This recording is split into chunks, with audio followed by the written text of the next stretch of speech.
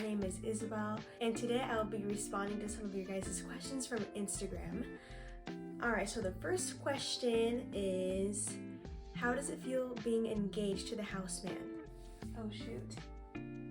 I just realized I don't have my ring on. Hold on a second. Okay.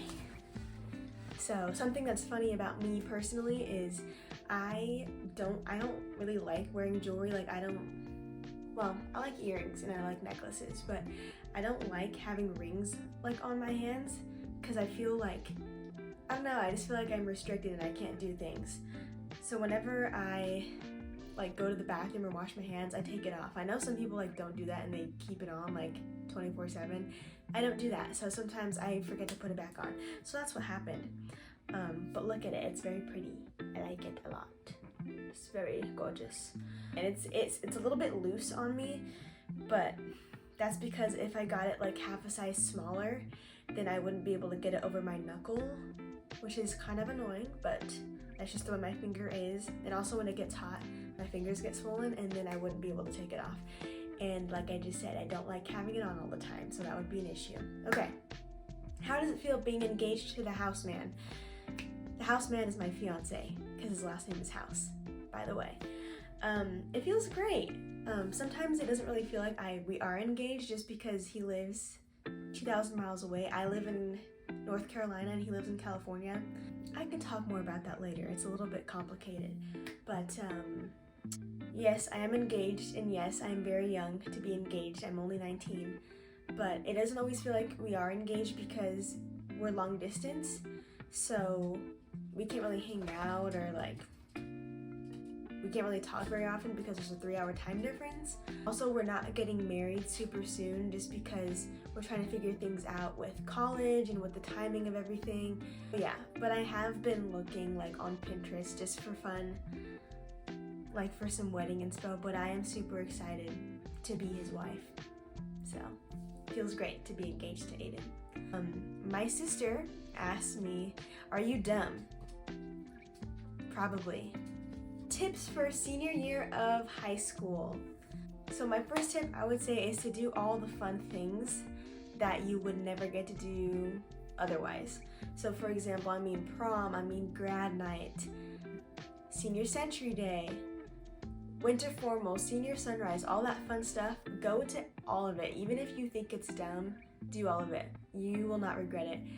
I regret when I had senior sunrise, it was a little bit weird because we were gonna have it and I was gonna go, but then it got canceled because it was gonna rain that morning, and then it never ended up raining, so that was frustrating.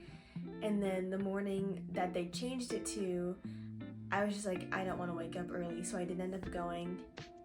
And I wish I could have experienced that, but also at the same time it did end up being cloudy that morning, so there's no sunrise to watch.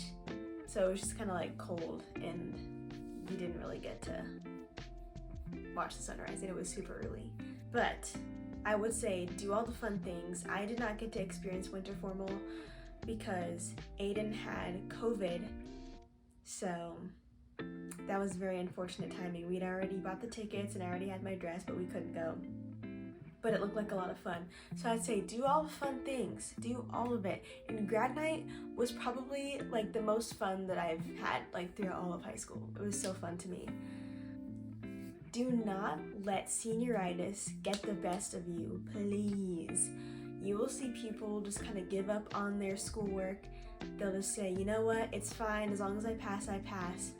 And you know what, while it's not gonna matter in the long run whether you A or a B or a C in your class, it's not gonna matter that much unless you have a very specific goal of wanting to go to a super prestigious college or you have specific career goals. I would say it doesn't really matter that much. But if you had goals set for yourself, stick to those goals. For me, I wanted to have straight A's all throughout high school. That actually did not end up happening because I took AP Chem. So yeah, I took AP Chem and I took AP Calculus, so I did not get A's in those classes. But it's okay because it was an AP class, so my GPA was still bumped regardless. Stick with your goals. I still had the goals of getting straight A's, and I ended up being one of the valedictorians, which I did not think was gonna happen, and that wasn't really my goal at all. But then like towards the end of the school year, I met with my counselor, and she said that I could possibly be valedictorian, and so that made me want to like keep going, because I was kind of giving up at that point. I wasn't like giving up, I was still doing my work, but I wasn't putting as much effort into it.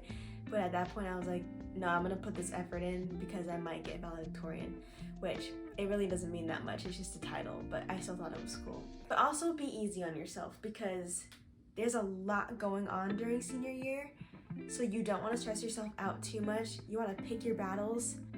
Let's say you have 3 AP tests that you have to take. You can't really, like, you don't have time to maybe put all your time into studying for all 3.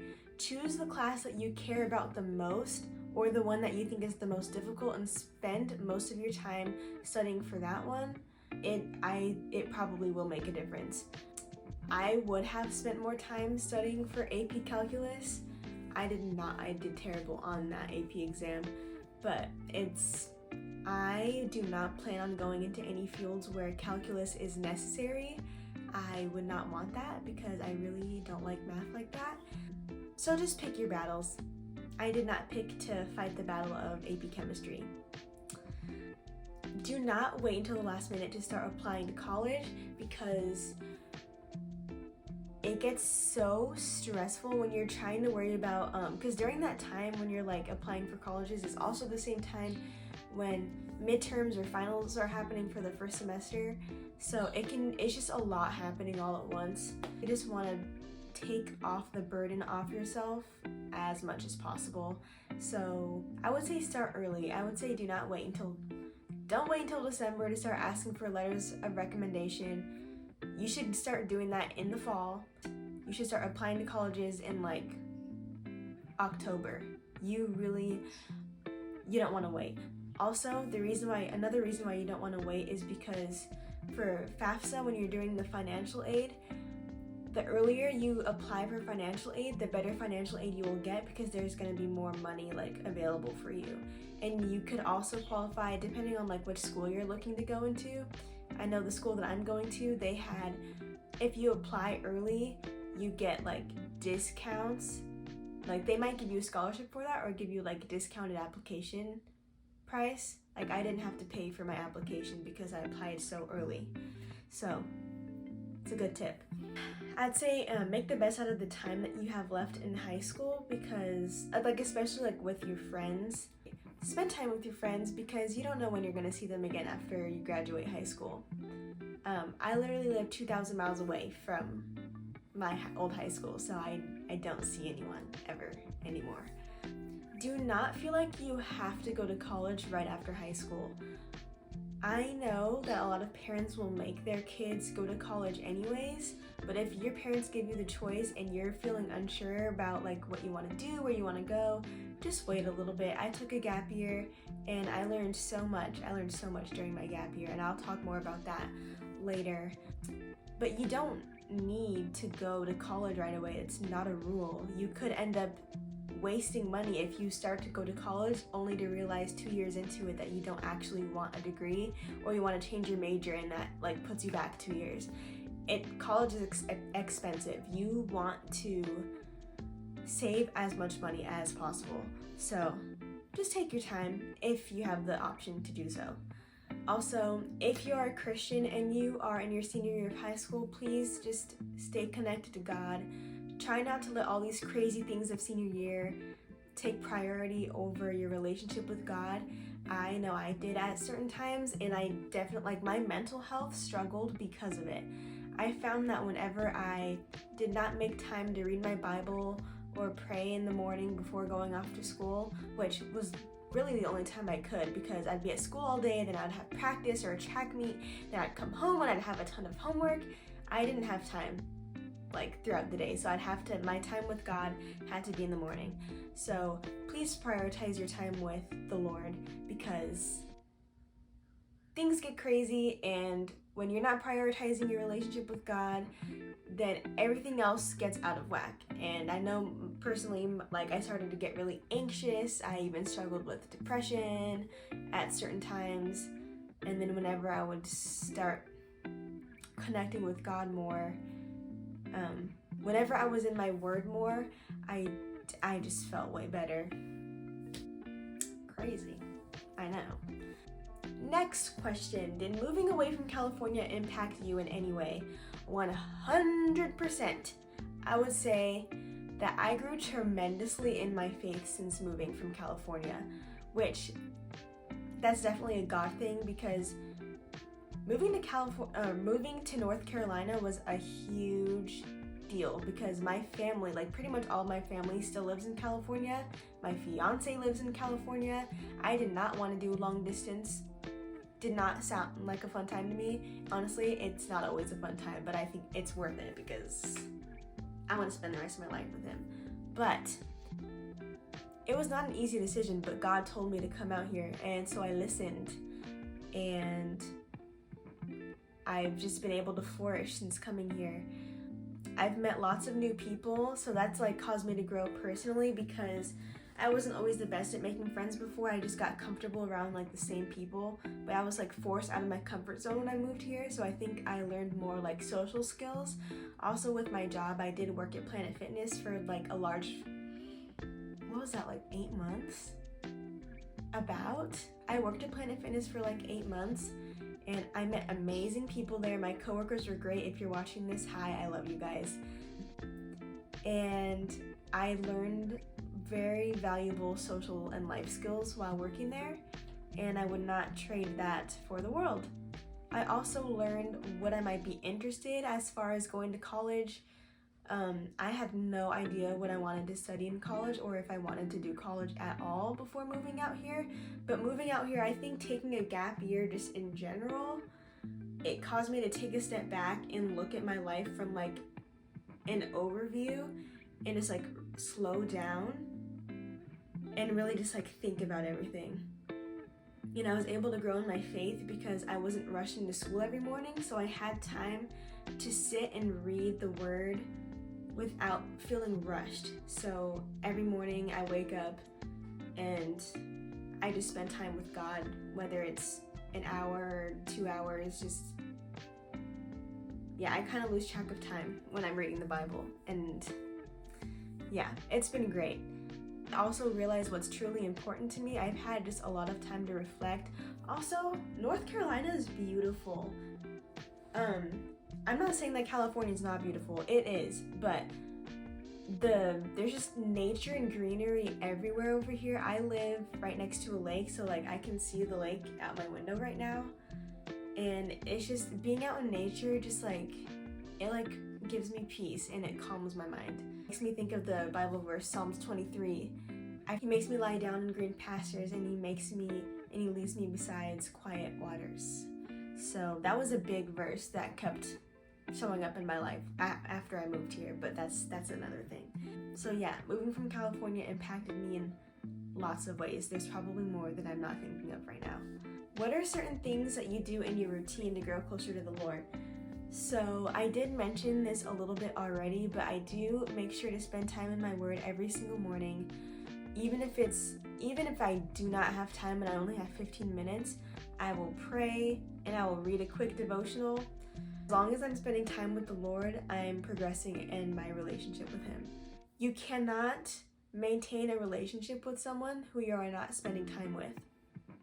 If you never reach out to someone, you never talk to them, what kind of relationship is that? Especially like compared to like a significant other. The relationship will not go anywhere, and it might even end if you never spend time with them. So gotta make sure to spend time with God. I listen to more Christian or worship music than I do secular music. This kind of just happened naturally. I didn't really mean to do this because I was going through a bit of a hard time when I first moved out here. And I found that listening to worship music really just helped me gain perspective on life and not be so focused on what's going wrong. It just helped me have a better perspective in life. And God just gave me a lot of peace, and yes. Also, secular music. Okay, this can be a bit of a hot topic, but it's not all secular music, okay? There's some secular music that it's totally innocent and there's nothing wrong with it. I still do listen to secular music. There's just certain types of secular music that I cannot listen to anymore because maybe they talk about, like a lot of music nowadays talk about sex, whether it be explicit or not.